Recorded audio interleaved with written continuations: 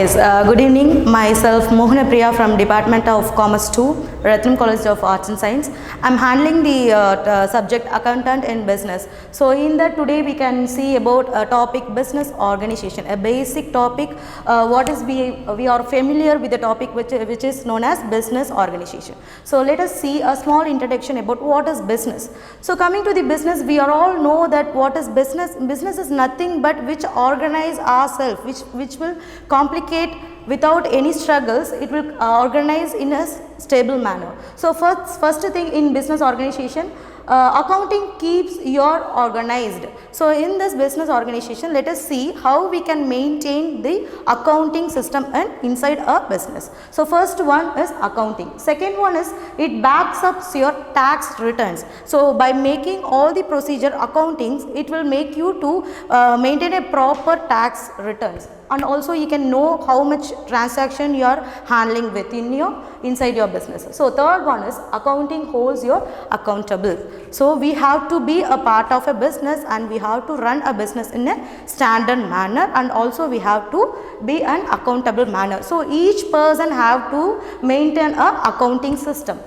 So last one is it guides your decision making. It is a very important point. Why I am saying this decision is an important point means if you maintain an accounting system means it will help you to make a proper decision making. So it will also measure as strategies. So if you make a proper decision means it will make you to find new strategies to develop your organization. So last one is investments or loans. So if you maintain a proper accounting and also you have a proper revenue means you can invest, you can make invest, and also you can provide loans. You can get a loan from a leading banks. So coming to the last, without it you are in trouble. It is small quote. If you are not maintaining an accountant in a business organization, it will make you, or it will put you in a trouble. Yes. So let's see a small introduction. As I said before, what is business? So business in an accounting term we can say it as a commercial activities. So business is nothing but in our terms how you can understand is it is a commercial activities which involve all criteria of people, that is we can name it as directors or managers or customers, or what are the end users people who comes under a cycle of business. So this is a small introduction about what is business. So coming to the next point, we can see a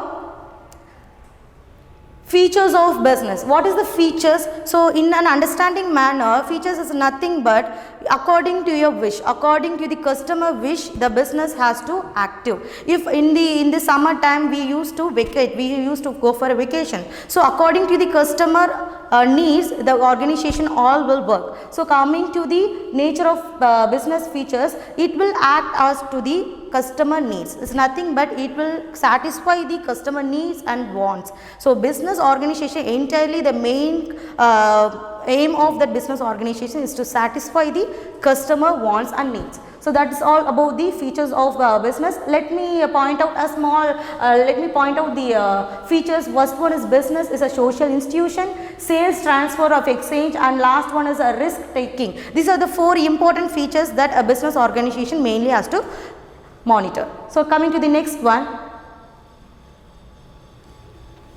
it is importance of organization and objectives of business organization. So to talk about the objective, we will have an objective that we have to make a risk management, we have to proper financial management, altogether it is objective. And coming to the important, what are the objectives related to the business development is the importance. So coming to the objective of business, first important point is to aim towards customer satisfaction. As I said before, it is a customer satisfaction is very important. And the last thing is maintaining law and order. If a business runs in a proper manner, it should follow the law and order. So coming to the importance, straightforward to the importance, law and order covers all the importance, that is the distribution, feedbacks and finance management and returns of the cash. The finance is the main role for running a business organization. So thus is a simple hint for objectives and importance of business organization. So next slide.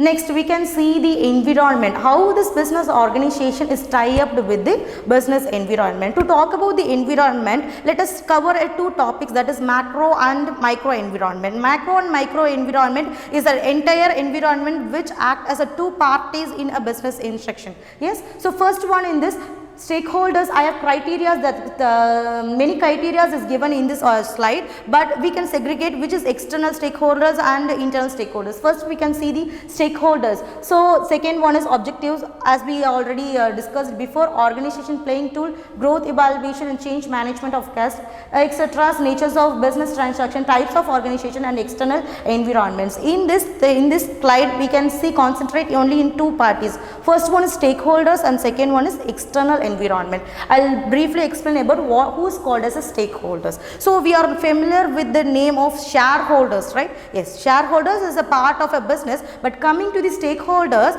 either it can be a person who act as a business parties or an outside the business party. Either he can be inside a business or outside the business, but if any action is made by the stakeholders, it will directly affect the business as well as the person who is acting as a stakeholders. But coming to the shareholders, he will act as, he has to act inside the business, but the stakeholders don't have any that kind of condition. So coming to the external environment, as I said before, two criteria, one is micro and macro. So this two type of environment will comes under the external environment. To talk about the external environment, only the one thing I will explain you, external environment cannot be controlled. So coming to the internal environment, it can be controlled. That this is a simple definition between internal and external control, which cannot be controlled and which can be controlled. As I said, which cannot be uncontrolled, I'll tell on one example. If coming to the internal environment, an employer or a manager, he or she supposed to work under the rules and regulation.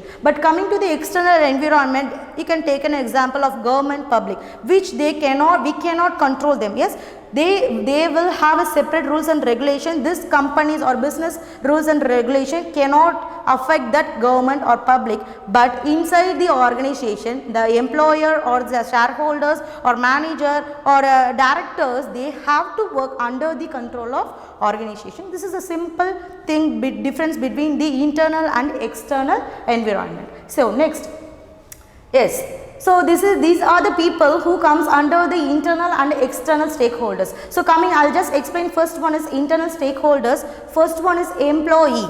So we all know that employee is a person who is working under the organization for wages or salary. So he has to work under the condition, he has to follow the law and regulation, he has to make the finance management, and also he has to be accountable to the business organization. So that thing will be taken over by the manager. Manager is nothing but who supervise the employer or who take the control of the employee. So coming to the manager, he is the second platform of the entire business organization. Yes, manager who organize everything, who will take over, who monitor every person who is acting as a working partner of the business organization. At last, the final head is owner. Owner, either it can be owner or enterprises, who we can say that a person or individual who is acting as a compound pillar for the business organization. So these three types of people they have to come under the business organization, and also they have to follow the rules and regulation. As I said before, an important point is they have to be under the control of business organization. So coming to the external stakeholders, first one is supplier, society, government, creditors, shareholders and customers. I'll start up with the government, because why I'm touching that point is since the government is a major part we cannot control. Yes, the government has a major control of, either it can be state government or central government. With that support, legal support, a business can run. So first criteria is government. Apart from the government, which is a major part will support the business organization, is the shareholders. So as I said before, shareholders has to work inside the organization. Yes, but here they are shown in the external stakeholders. So I'll point out what is the small differences. The shareholders will act inside the organization, but all the works will be done outside the enterprises. That is the small difference between the shareholders. So second, apart from the shareholders, there are few futures. First one is customers, society and the suppliers. We are all familiar with the suppliers who act as an intermediator between the producer and the customers.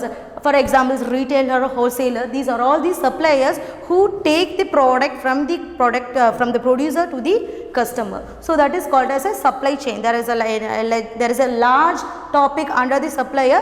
We don't want to go to that topic. We can see the society. Society is nothing but the entire public. So a small differentiation between a society is simple term is a public, and last one is creditor. Creditor is the fund maker who will support for the business. So let's wind up from this topic. It is a small brief between the business organization, what is business and what is business organization. From this I will wind up this. Thank you.